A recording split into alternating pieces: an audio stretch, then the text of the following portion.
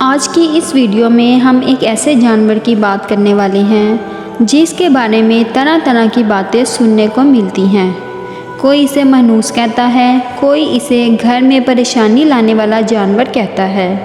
تو اس لیے آج ہم آپ کو الو کی حقیقت کے بارے میں بتائیں گے اور یہ بھی بتائیں گے کہ یہ جانور ہمیشہ ویرانے میں ہی کیوں رہتا ہے اور یہ جانور ہمیشہ اداس ہی کیوں رہتا ہے۔ جب آپ اس کی حقیقت سنیں گے تو آپ حیران اور پریشان رہ جائیں گے۔ اس لیے ناظرین، آپ اس ویڈیو کو آخر تک لازمی دیکھیے گا۔ ناظرین، آپ نے اپنی زندگی میں الو کو کبھی نہ کبھی تو ضرور دیکھا ہوگا اور آپ نے یہ بھی محسوس کیا ہوگا کہ یہ جانور ہمیشہ اداس ہی کیوں رہتا ہے اور یہ ویران جگہوں پر ہی کیوں رہنا پسند کرتا ہے۔ ایک مرتبہ ایک شخص امام جعفر صادق کی خدمت میں حاضر ہوا اور عرض کرنے لگا، اے امام جعفر صادق، آپ مجھے بتائیے کہ یہ جو الو پرندہ ہے وہ ہمیشہ ویران جگہوں پر ہی کیوں رہتا ہے اور یہ ہمیشہ اداس ہی کیوں رہتا ہے۔ جب حضرت امام جعفر صادق نے یہ سنا تو آپ فرمانے لگے، اے شخص، اس پرندے کو جیسا تو نے آج دیکھ رہا ہے یہ ویسا ہمیشہ نہ تھا۔ یہ الو پہلے ویران جگہوں پر نہیں رہتا تھا اور نہ ہی یہ اداس رہتا تھا۔ اس کے ساتھ ایک واقعہ پیش آیا ہے۔ اس کے بعد سے یہ پرندہ ایسا ہو گیا ہے۔ یہ سن کر وہ شخص عرض کرنے لگا، یا حضرت، کیسا واقعہ؟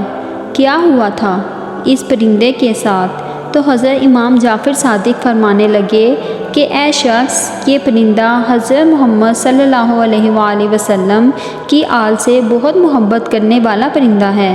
یہ پہلے ویران جگہوں پر نہیں رہتا تھا، مگر جب سے کربلا کا واقعہ ہوا یہ پرندہ ویران جگہوں پر رہنے لگا ہے۔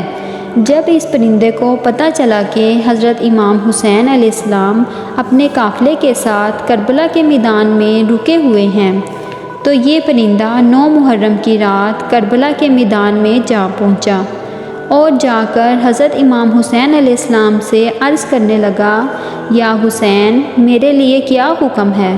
تو اس پر امام حسین نے فرمایا، اے پرندے، تم یہاں سے چلے جاؤ، کیونکہ کل یہاں پر حضرت محمد صلی اللہ علیہ وآلہ وسلم کی آل کے ساتھ جو ہونے والا ہے وہ تم سے نہیں دیکھا جائے گا، تم اس کو برداشت نہیں کر سکو گے۔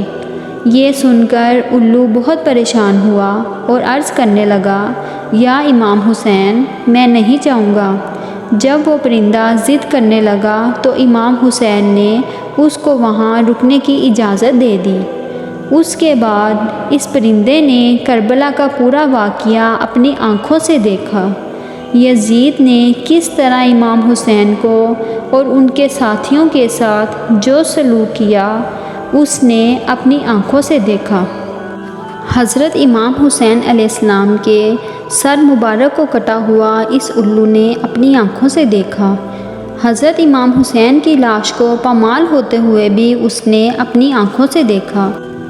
حضرت امام حسین علیہ السلام کی لاش کو پامال ہوتے ہوئے بھی اس نے اپنی آنکھوں سے دیکھا۔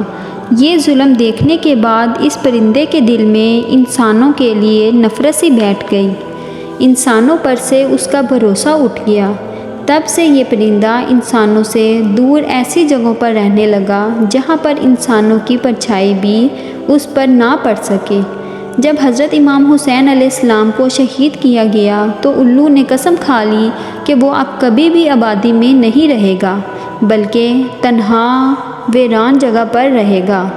اب الو رات بھر غمگین رہتا ہے یہاں تک کہ صبح ہو جاتی ہے۔ اسی طرح ناظرین، الو حضرت محمد صلی اللہ علیہ وآلہ وسلم کی آل سے محبت کرنے والا پرندہ ہے، مگر آج بھی بہت سے لوگ الو کو منحوس سمجھتے ہیں۔